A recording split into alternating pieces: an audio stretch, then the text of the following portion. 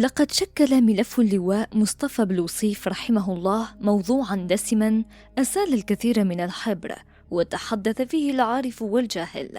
لتتحول هذه القضية إلى قصة هي أقرب للأسطورة أو لفيلم تشويق بوليسي. وما زاد القصة الحقيقية غموضاً هو ذلك التكتم الرسمي وصمت كل من كانوا أطراف نزاع فيها، فباستثناء رد مقتضب ومحتشم أدلى به وزير الدفاع الأسبق اللواء خالد نزار لقناة الشروق بصفته عضواً في لجنة التحقيق التي شكلها الرئيس الشاذلي بن جديد لفك ملابسات هذه القضية، لم تقدم أي جهة رسمية حيثيات وتفاصيل الأحداث الحقيقية، مما فتح المجال لتأليف الأساطير والملاحم الخيالية التي لا أساس لها من الصحة. إن قضية اللواء مصطفى بلوصيف ما هي في الحقيقة إلا صفحة من صفحات الصراع المستميت على السلطة الذي ميز جزائر الثمانينات، كان لجهات خارجية متعددة دورا محوريا فيها. لقد كان للثورة الإيرانية انعكاسات خطيرة جدا، ليس فقط على دول الخليج العربي إنما على العالم بأسره. ففي شهر نوفمبر عام 1978 دخل حوالي 37,600 عامل في قطاع النفط الإيراني في إضراب عام ومفتوح ليلتحقوا بركب الشعب الثائر ضد حكم الشاه. هذا الإضراب تسبب في تراجع صادرات النفط الإيراني من 6 ملايين برميل إلى 1.5 مليون برميل يومياً،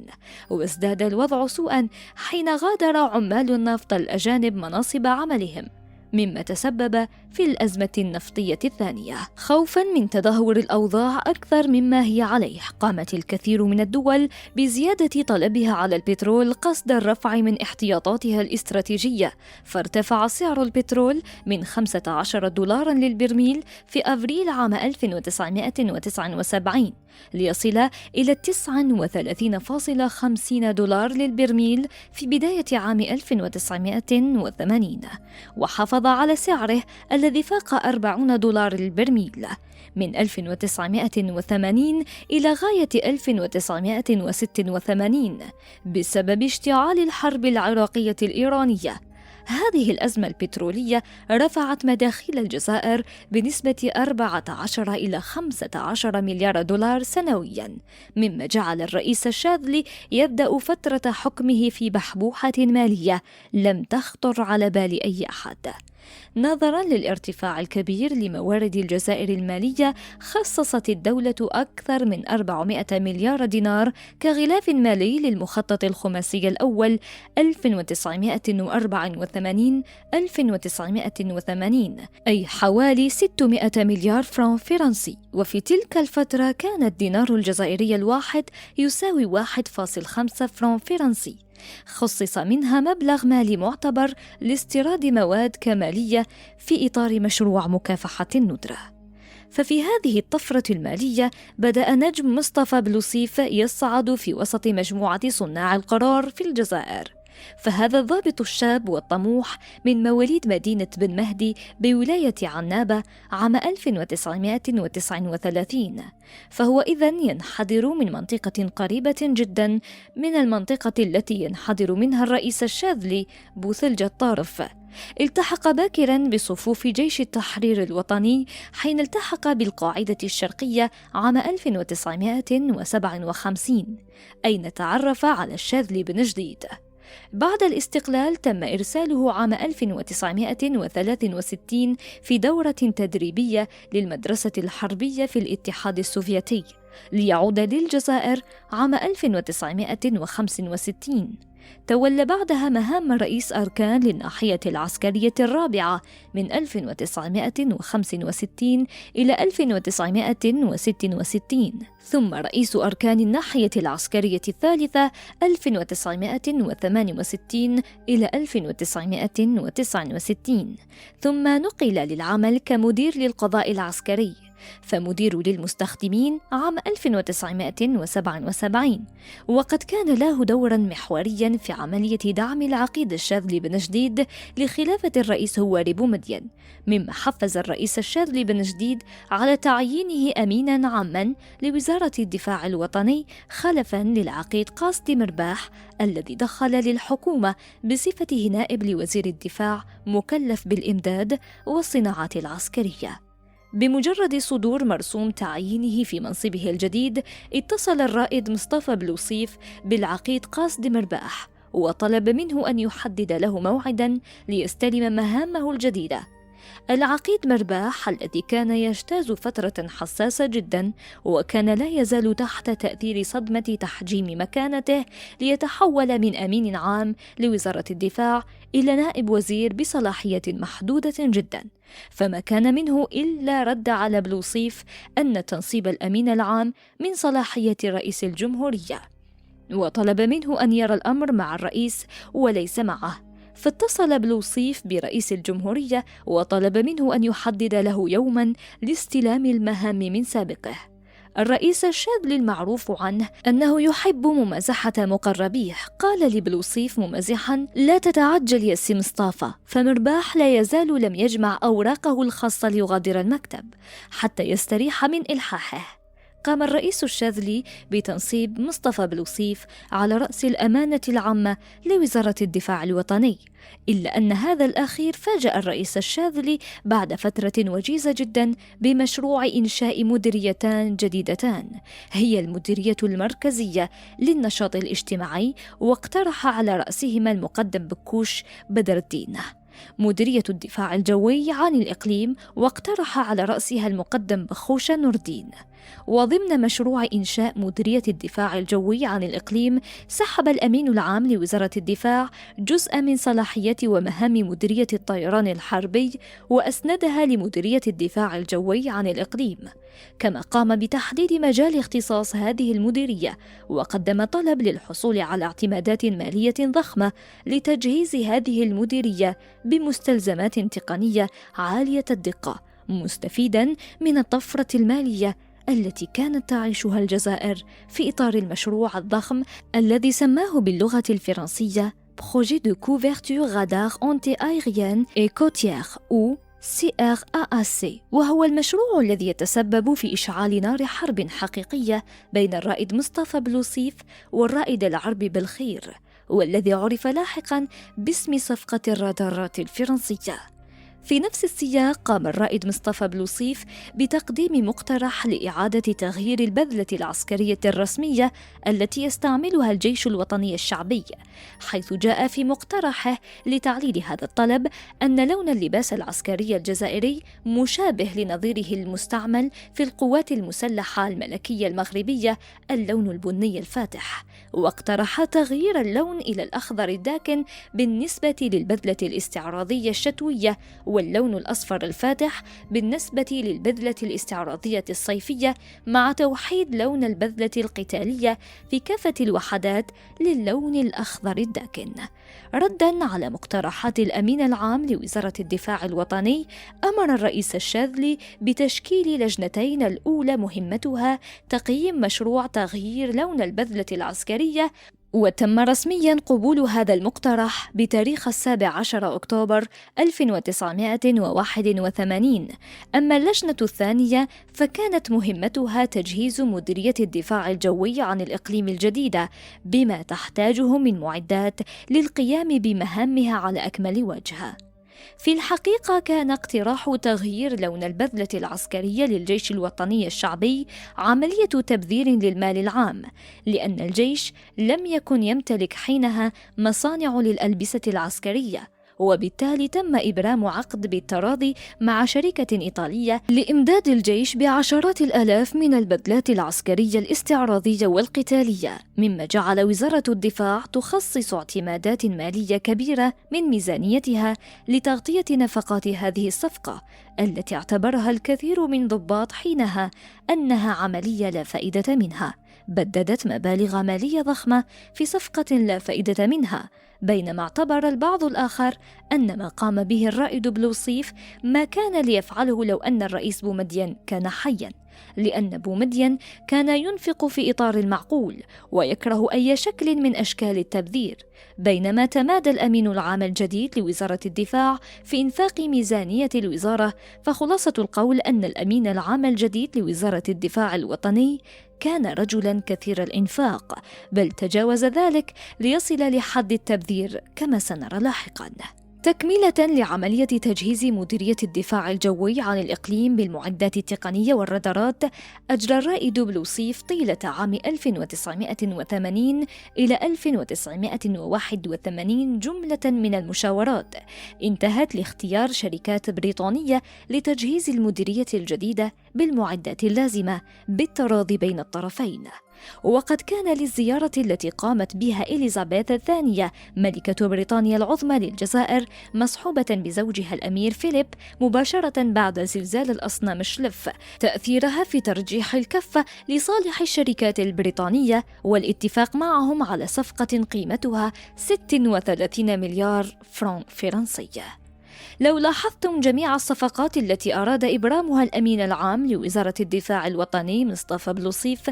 تمت بالتراضي، مما يعني أنه لم يكن هناك لا مناقصة ولا فتح للأظرفة، وبالتالي قد يعتقد المستمع الكريم أن هناك نوع من المحاباة في منح الصفقة، لكن الحقيقة عكس ذلك، لأن الرئيس هواري بومدين رحمه الله سير الجيش بهذه الطريقة، بحيث كان يكلف جهات معينة داخل السلطة وخارجها بمساعدته على اقتناء ما يحتاجه من معدات عسكرية، ثم يختار الاقتراح الذي يراه مناسباً، وهو التقليد الذي بقي الجيش يسير عليه حتى عام 1986. وبالتالي تصرف الرائد مصطفى بلوصيف حتى هنا كان سليماً، من باب أنه اتبع نفس السياسة المنتهجة في اقتناء المعدات العسكرية.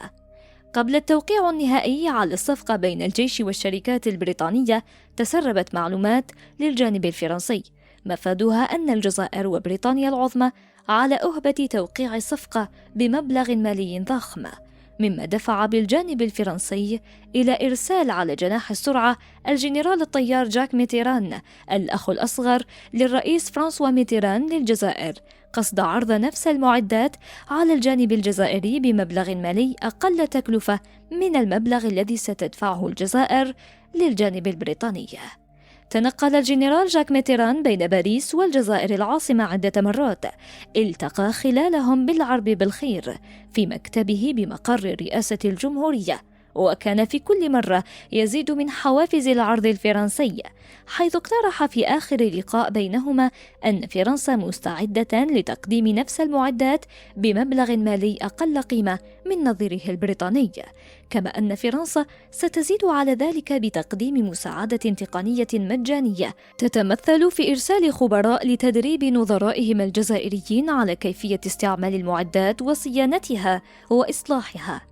استدعى الرئيس الشاذلي الرائد مصطفى بلوصيف الأمين العام لوزارة الدفاع الذي أحضر معه النسخة النهائية من صفقة اقتناء معدات تقنية ورادارات مع شركات بريطانية قصد عرضها على الرئيس، فإذا به يفاجئ أن فرنسا قد دخلت السباق مقدمة عرضاً مغري جداً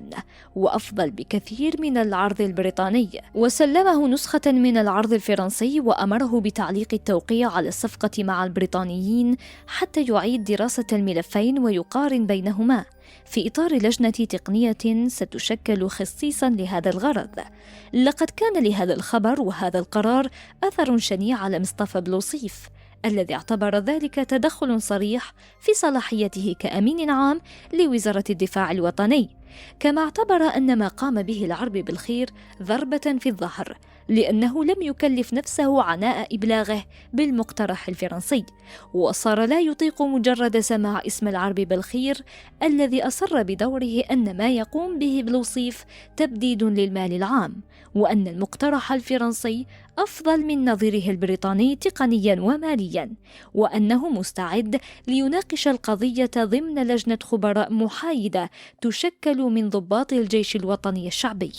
تطور الخلاف بين الرجلين، حيث وجه مصطفى بلوصيف مذكرة للرئيس الشاذلي بصفته وزير الدفاع الوطني يعلمه فيها أن نظام الدفاع الجوي سيصبح تحت رحمة الجيش الفرنسي إذا فازت فرنسا بالصفقة. فكان رد العرب بالخير بمذكرة أخرى وجهها للرئيس الشاذلي جاء فيها أنه إذا فكرنا بنفس المنطق الذي يفكر به الأمين العام لوزارة الدفاع، فإن نظام الدفاع الجوي سيصبح تحت رحمة الجيش البريطاني إذا فازت بريطانيا بالصفقة. وبالتالي ما يقوله الأمين العام لوزارة الدفاع مصطفى بلوصيف مجرد حجج واهية الغرض منها تمرير العرض البريطاني بأي طريقة كانت، وحتى لو كان ذلك سيكلف الدولة مبلغا خيالي هو 36 مليار فرنك فرنسية. اشتد الخلاف بين بلوصيف وبالخير، وصارت هذه القضية حديث العام والخاص داخل أروقة وزارة الدفاع ورئاسة الجمهورية على حد سواء. وأحس الرئيس الشاذلي أن القضية قد تجاوزت كل الحدود، وأنه كوزير للدفاع عليه أن يفصل بين الرجلين حتى لا يأخذ الخلاف أبعادا أخرى. لذلك قرر الرئيس الشاذلي عقد اجتماع موسع استدعى فيه كل من العقيد عبد الله بالهوشات نائب وزير الدفاع المفتش العام للجيش الوطني الشعبي، العقيد رشيد بن يلس مدير سلاح البحرية، المقدم هبري المدير المركزي للمصالح المالية بوزارة الدفاع الوطني، المقدم بخوشة نور الدين مدير مديرية الدفاع الجوي عن الإقليم، بالإضافة للعرب بالخير ومصطفى بلوصيف للبحث عن هذه القضية واتخاذ القرار المناسب فيها. ساءت الأوضاع وتعفنت العلاقة بين الساعد الأيمن والساعد الأيسر للرئيس الشاذلي، وكان ذلك يسبب الكثير من الحرج للرئيس الذي كان متمسكا بالرجلين وغير مستعد تماما للتضحية بأي منهما،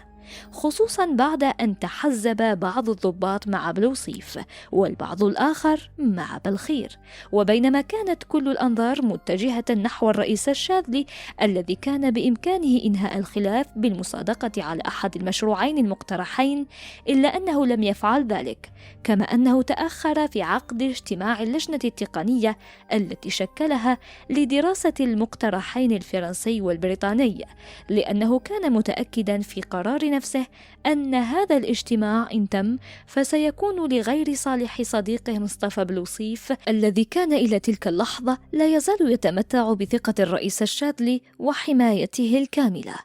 بقي الوضع على ما هو عليه من ترقب وانتظار حتى ظهر مشكل جديد على مكتب الرئيس الشاذلي، وطلب منه الأمين العام لوزارة الدفاع التدخل بقوة لإنهاء مشكلة تجاوزت كل الحدود. فحسب مصطفى بلوصيف صار كلما استدعى أحد الضباط من رتبة مقدم وعقيد للتباحث معهم في قضايا الجيش والدفاع يحضرون إلى مكتبه بلباس مدني بدلاً من ارتداء البذلة العسكرية. وأضاف بلوصيف إن هذا التصرف له تفسير واحد فقط، أن هؤلاء الضباط يرفضون لبس البذلة العسكرية في حضوره حتى لا يقدموا التحية لضابط أقل منهم درجة، حيث كان بلوصيف رائد بينما كان كل قادة النواحي والكثير من المديرين المركزيين في وزارة الدفاع برتبة مقدم وعقيد. وحين استفسر الرئيس الشاذلي من هؤلاء الضباط أجابوه بأنه من غير المعقول أن يقفوا مستعدين ويقدموا التحية العسكرية لضابط هو أقل منهم درجة، واقترحوا عليه رفع رتبته لتجاوز هذا الأمر. وفعلا قام الرئيس الشاذلي بترقية مصطفى بلوصيف وكذلك العرب بالخير مرتين متتابعتين في سنة 1981 و 1982 ليتحولا إلى مقدمين ثم لعقداء في ظرف قياسي. بعد ذلك أخذت الأمور تعود لنصابها وأخذت النفوس تهدأ، لكن ملف صفقة الرادارات بقي معلقا ولم يفصل فيه الرئيس الشاذلي، لأنه كان يريد تقريب وجهات النظر، إلا أنه فشل في ذلك بسبب تمسك كل طرف برأيه. في نهاية عام 1983 ذكر العقيد العرب بالخير الرئيس الشاذلي بوعد قدمه للقيادة العسكرية لحظة ترشيحه لرئاسة الجمهورية عام 1979. وبما أنه كان على باب الترشح لعهدة رئاسية ثانية، نصحه أن يفي بوعده حتى يضمن مساندة الجيش ويغلق أفواه من يرددون سراً أن الجيش الوطني الشعبي هو الجيش الوحيد في كامل القارة الإفريقية الذي ليس له هيئة أركان عامة. وحين سأل الرئيس الشاذلي أمينه العام للرئاسة إن كان له مرشحاً لهذا المنصب، فاجأه باقتراح العقيد مصطفى بلوصيف، كما اقترح عليه في نفس الإطار إضافة رتبتين جديدتين لسلم الرتبة العسكرية للجيش الوطني الشعبي، هما رتبة عميد ولواء، وأضاف أن الجيش الجزائري هو الجيش الوحيد في العالم الذي ليس له هذه الرتب،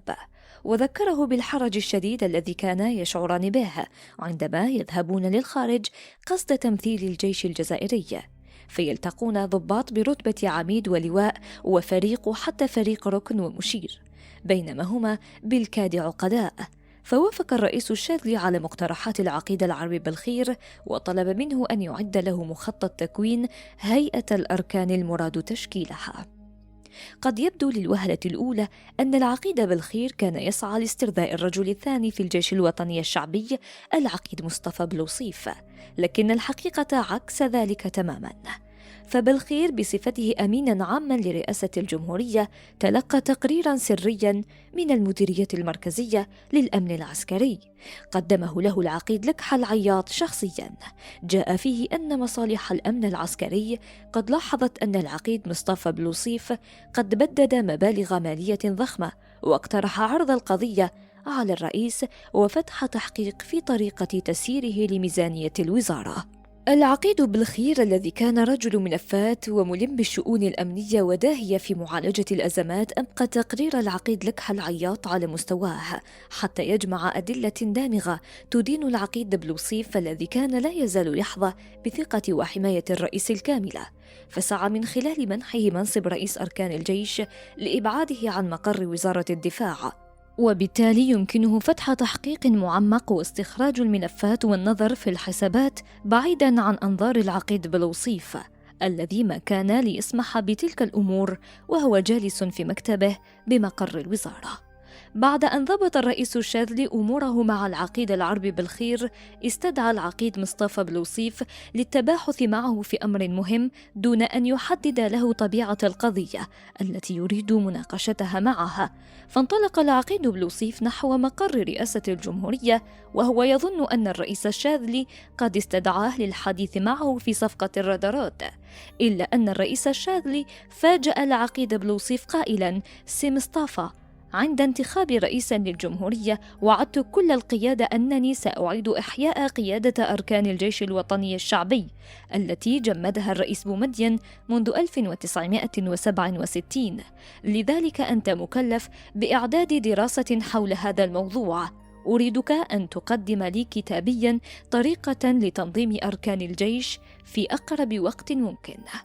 بعد ذلك اللقاء ببضعة أيام فقط، استدعى الرئيس الشاذلي مدير سلاح البحرية العقيد رشيد بن يلس وطلب منه القيام بنفس العمل، أي أن الرئيس الشاذلي طلب من العقيد بن يلس إعداد دراسة تتعلق بإنشاء قيادة أركان للجيش الوطني الشعبي وتنظيمها. خلال تكليفهم بهذه المهمة لم يحدد الرئيس الشاذلي غرضه بدقة، وترك المجال مفتوحا للضباط الثلاثة بحيث لا يضعهم في وضع يصعب عليهم الحركة، وكانت تلك هي سياسة الرئيس الشاذلي في تعامله مع رجال الدولة وكبار المسؤولين، بحيث كان لا يتدخل في عملهم ويترك لهم المجال دائما مفتوحا ليقدموا أقصى ما في جعبتهم،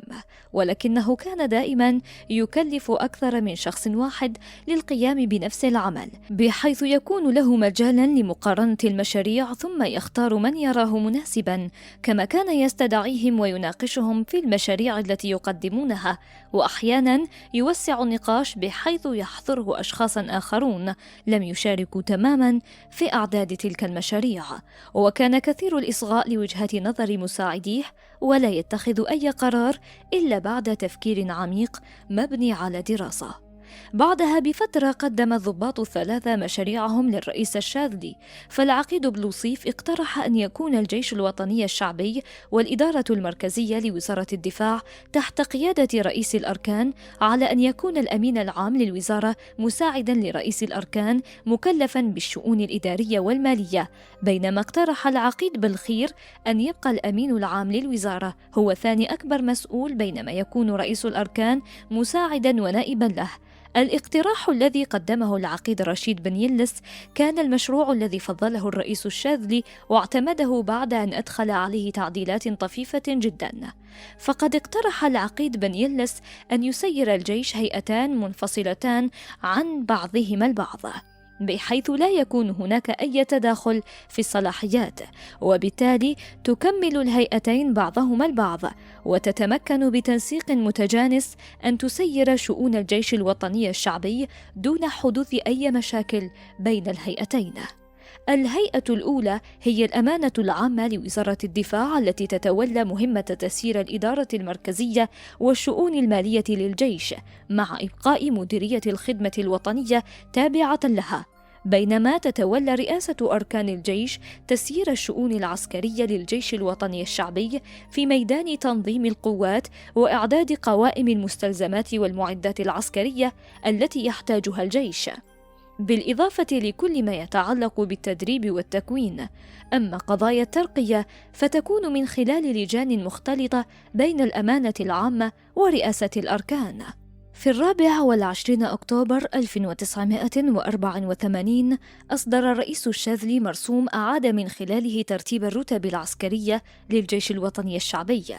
حيث تم إضافة رتبة عميد ولواء لأول مرة منذ استقلال الجزائر. كما قام الرئيس الشاذلي بمناسبة الاحتفال بالذكرى 30 لعيد حرب التحرير 1984 1954 1984 بترقية العقيد عبد الله بالهوشات لرتبة لواء دون المرور برتبة عميد، ليكون عبد الله بالهوشات أول جنرال في تاريخ الجزائر المستقلة. وفي نفس السياق رقي العقيد مصطفى بلوصيف لرتبة لواء دون المرور هو أيضا برتبة عميد، ليكون ثاني جنرال في تاريخ الجزائر. كما رقى الرئيس الشاذلي بنفس المناسبة 6 عقداء إلى رتبة عميد، هم كمال عبد الرحيم رقي من عقيد لرتبة عميد، محمد عطايلية رقي من عقيد لرتبة عميد، حسين بن معلم رقي من عقيد لرتبة عميد، رشيد بن يلس رقي من عقيد لرتبة عميد،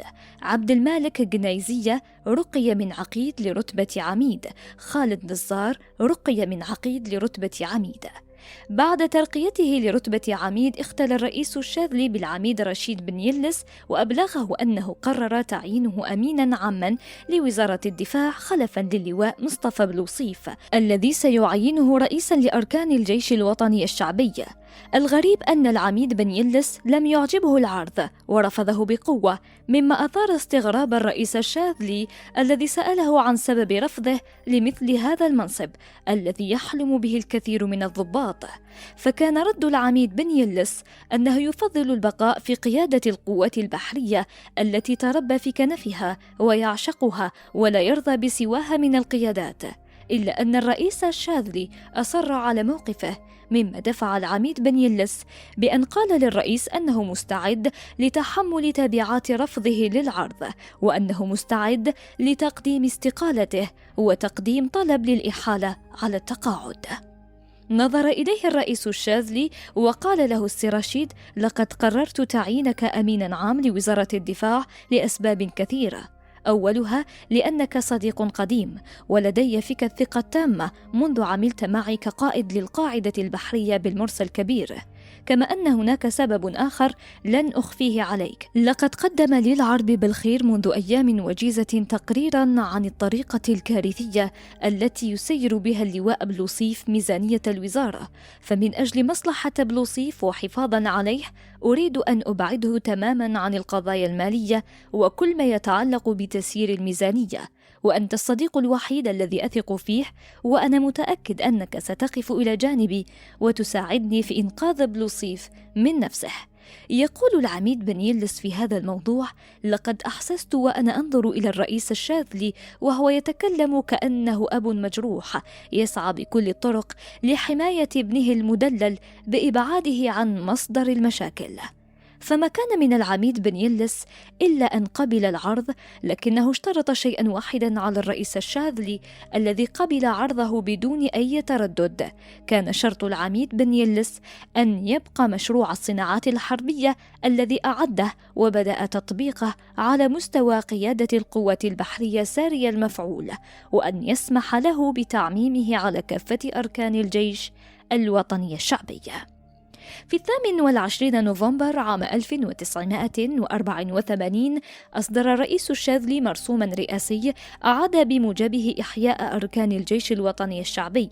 كما أصدر في نفس السياق مرسوما ثان أعاد فيه تنظيم الحدود الإقليمية للنواحي العسكرية، وألغى بموجب ذلك التعديل الناحية العسكرية السابعة الذي كانت تتربع على حدود ولايتي الجزائر العاصمة، ليرجع عدد النواحي العسكرية إلى 6 بدلاً من 7.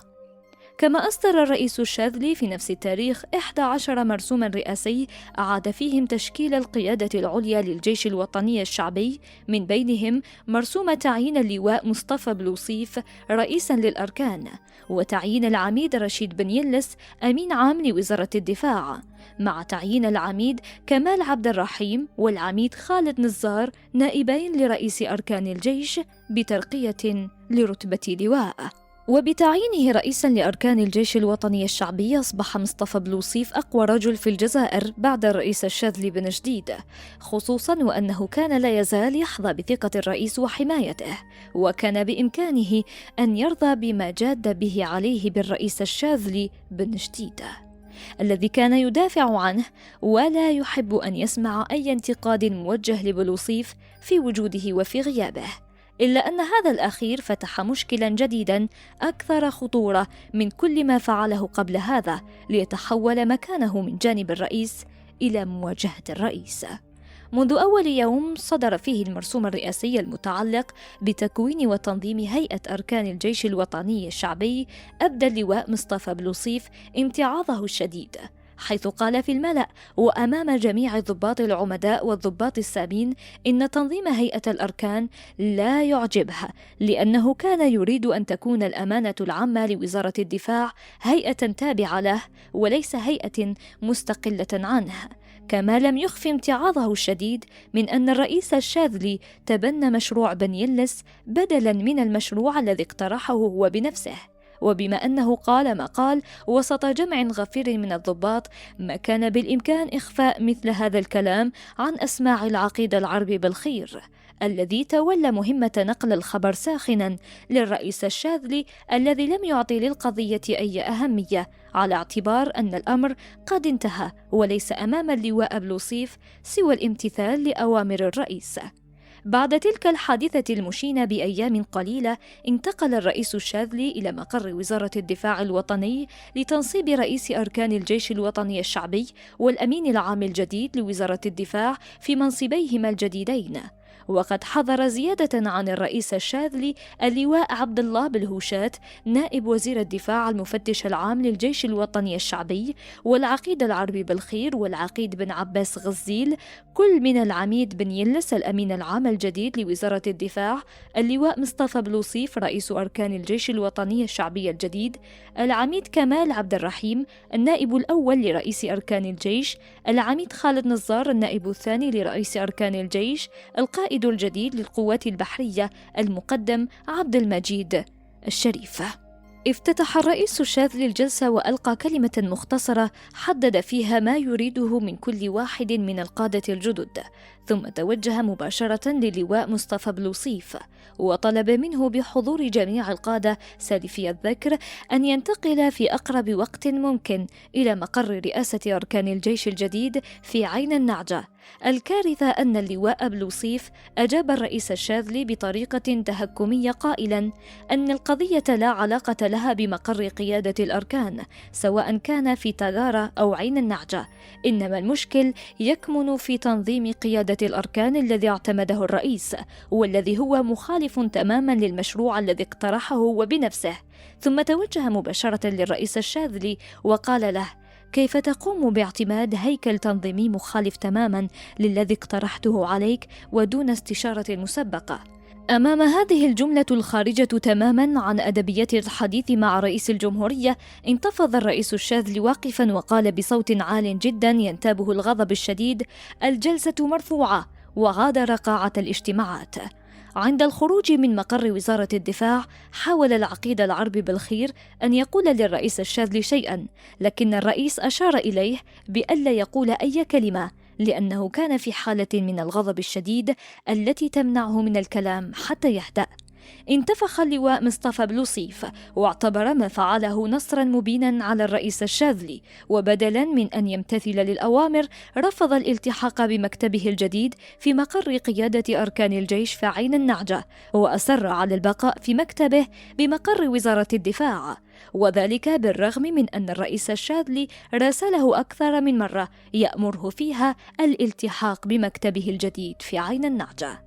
أخذت العلاقة بين الرئيس الشاذلي واللواء بلوصيف تسوء شيئا فشيئا وتتجه نحو قطيعة حقيقية، خصوصا حين تم إبلاغ الرئيس أن رئيس أركان الجيش ينتهك الهيكل التنظيمي الجديد بإصدار أوامر مباشرة للمديرية المركزية مباشرة ودون المرور عبر الأمانة العامة للوزارة التي تعتبر المسؤولة المباشرة عن عمل تلك المديريات. وما زاد الطين بلة هو إعادة طرح اللواء بلوصيف لصفقة الرادارات، فقرر حينها الرئيس الشاذلي التدخل بقوة ليعيد الأمور إلى نصابها.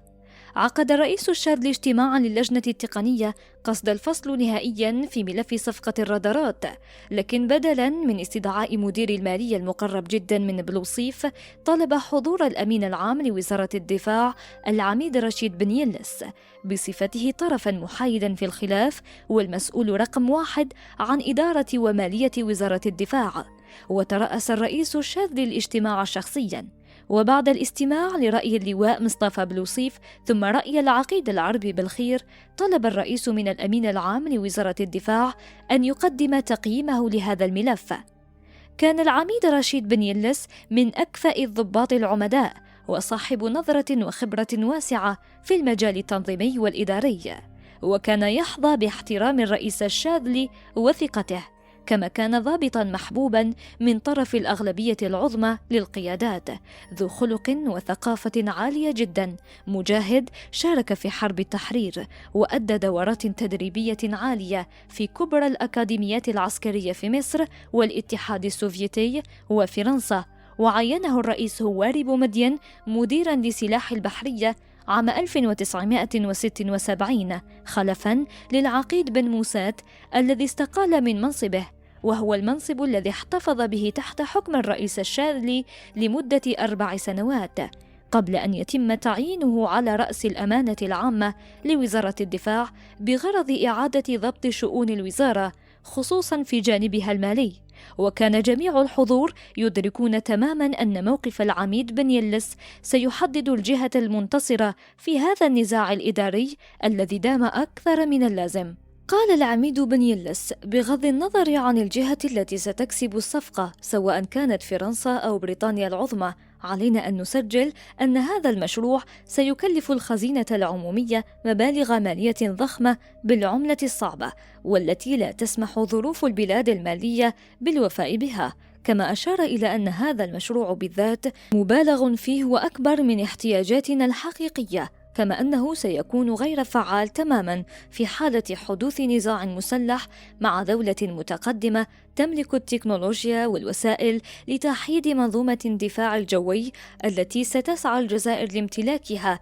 ليقترح في نهاية مداخلته الطويلة إلغاء المشروع ل3 أسباب هي: التكلفة المالية الضخمة للمشروع التي لا تستطيع الخزينة العمومية الوفاء بتسديدها، عدم مطابقة المشروع للاحتياجات الحقيقية للجيش، عدم فعالية نظام الدفاع الجوي المقترح في حالة حدوث حرب مع قوة إقليمية لديها تفوق في القدرات التكنولوجية. أنهى الرئيس الشاذلي ذلك الاجتماع بالقول إنه سيقرر لاحقاً ما يجب عمله فيما يخص صفقة الرادارات، والتي لن ترى النور أبداً، لكنه توجه مباشرة للواء مصطفى بلوصيف ومنحه في حضور جميع الضباط مهلة 48 ساعة للالتحاق بمكتبه الجديد في مقر رئاسة أركان الجيش في عين النعجة، وأكد في حضور جميع القيادة أن هذا قرار عسكري وسيرسله له كتابياً إذا تطلب الأمر ذلك، في إشارة واضحة إلى أنه غير راض تماماً عن طريقة تعامل اللواء بلوصيف معه. عند عودته لرئاسة الجمهورية أبلغ الرئيس الشاذلي أن اللواء مصطفى بلوصيف قد بدأ يشد رحاله نحو مكتبه الجديد بعين النعجة، لكن بعدها بأيام وصلت أخبار للرئيس مفادها أن المقدم لفجر رهبيري المدير المركزي للمصالح المالية لا يزال يتلقى من رئيس الأركان قصاصات ورقية يأمره فيها بصرف مبالغ مالية معتبرة جدا بالدينار الجزائري وبالعملة الصعبة، مما أدخل الرئيس الشاذلي في حالة هيجان، وقال للعرب بالخير وهو يغلي كالبركان: ما فائدة كل ما قمنا به إذا استمر بلوصيف في العبث بالمال العام كأنه ماله الخاص؟ لم يعد الرئيس الشاذلي يطيق الوضع الذي وضعه فيه الرجل الذي منحه ثقته التامة ورفعه فوق جميع الضباط وقلده أعلى المناصب والرتب، لكنه إلى ذلك الحين كان لا يزال يكن له محبة الأب الغاضب على ابنه الشقي، لكنه من ناحية ثانية كان رئيس الدولة والمسؤول المباشر عن المال العام الذي كان بلوصيف يبدده كأنه حر وماله. ولوضع حد نهائي لهذه التصرفات أنهى الرئيس الشاذلي مهام المقدم لفجر أهبيري من على رأس مديرية المصالح المالية لوزارة الدفاع، وعين مكانه المقدم أحمد جنوحات، وقبل تنصيبه في منصبه الجديد استدعاه الرئيس الشاذلي لمكتبه وأمره شخصيا ألا ينفذ أي قرار يأتيه من عند بلوصيف، فلم يكن بمقدور المقدم أحمد جنوحات سوى الوقوف بقوة وحزم في وجه رئيس أركان الجيش برفض أي أمر بالصرف صادر من عند بلوصيف.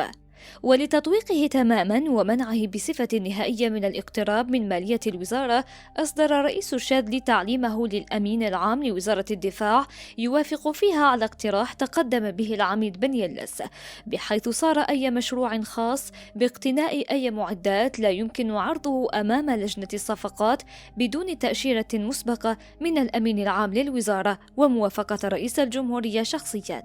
فقضى على السطوة المالية التي كان يمارسها اللواء بلوصيف على ميزانية الوزارة، وعادت الأمور نهائيا إلى نصابها. لكن كل هذه المشاكل أحدثت شرخا كبيرا بين الرئيس الشاذلي واللواء بلوصيف الذي أخذ يبتعد تدريجيا عن الرئيس الشاذلي الذي بدوره لم يعد يهتم لوجود اللواء بلوصيف بالقرب منه من عدمه. بعد استلام مهامه بفترة قصيرة تقدم العقيد أحمد جنوحات لمكتب الأمين العام لوزارة الدفاع الوطني العميد رشيد بن يلس، وأبلغه أنه عندما استلم المهام من سابقه المقدم لفجر رهبيري سلمه هذا الأخير مفتاح أحد الدهاليز، وجد داخله كمية ضخمة من الذهب والفضة، وحين سأل المقدم لفجر هبري عن ماهية هذه المجوهرات أخبره أنها جمعت في إطار صندوق التضامن الذي أطلقه الرئيس أحمد بن بلة عشية استقلال البلاد.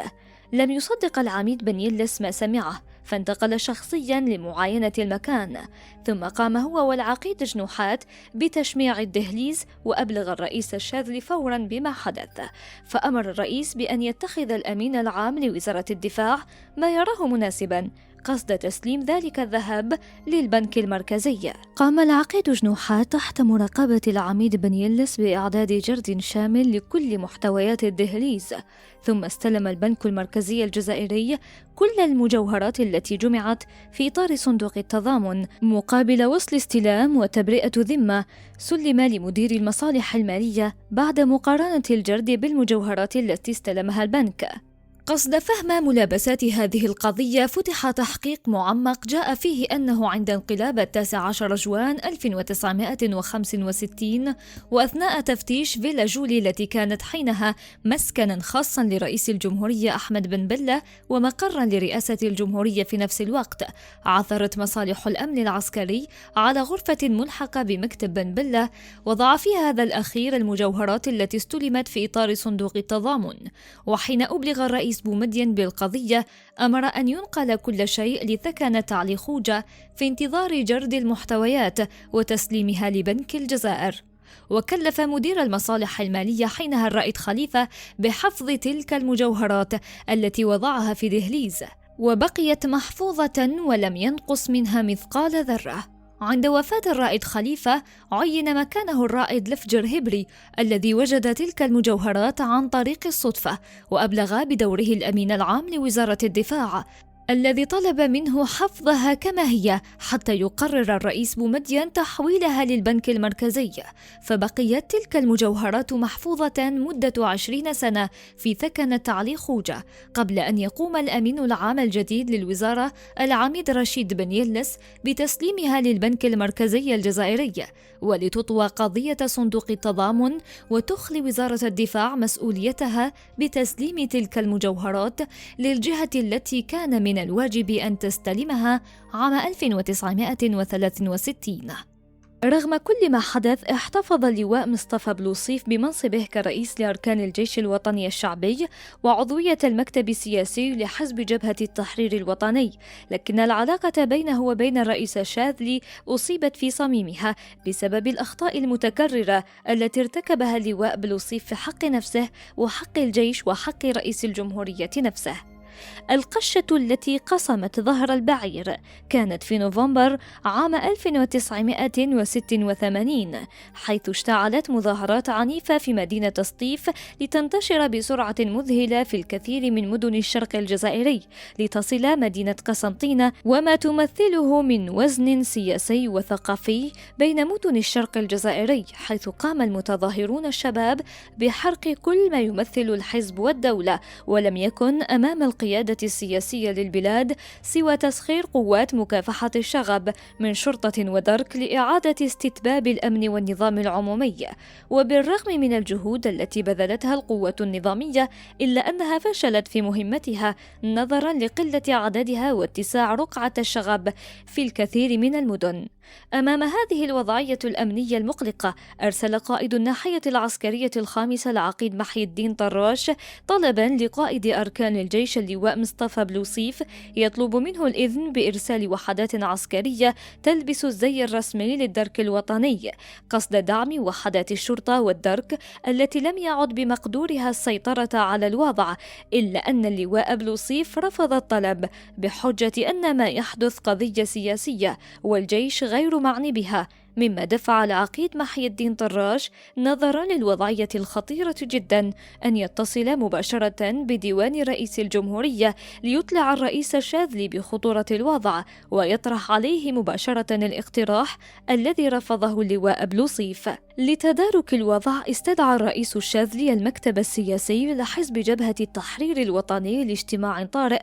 قصد إبلاغ أعضائه بالقرارات التي أصدرها وليستمع في نفس الوقت لآراء جميع أعضاء المكتب. خلال هذا الاجتماع الطارئ كان كل أعضاء المكتب السياسي حاضرين باستثناء اللواء مصطفى بلوصيف الذي تغيب.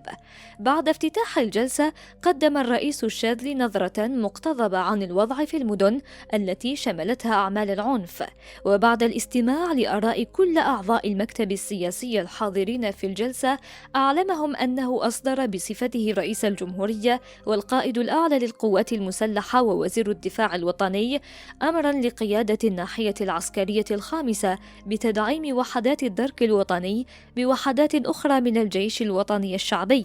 على أن يرتدي أفراد هذه الوحدات الزي الرسمي للدرك الوطني، وأن لا يستعمل أي سلاح ناري مهما كان شكله في تفريق المتظاهرين. في 22 نوفمبر 1986 وفي سابقة لم يكن ينتظرها أي أحد، أصدر الرئيس الشاذلي مرسوما رئاسيا أنهى بموجبه مهام اللواء مصطفى بلوصيف كرئيس أركان الجيش الوطني الشعبي، وعين بدلا عنه اللواء عبد الله بالهوشات نائبا لوزير الدفاع ورئيسا لأركان الجيش الوطني الشعبي. وفي 29 ديسمبر من نفس السنة 1986 أصدر الرئيس الشاذلي مرسوما آخر أنهى بموجبه عضوية اللواء مصطفى بلوصيف في المكتب السياسي للحزب، وأحيل على التقاعد.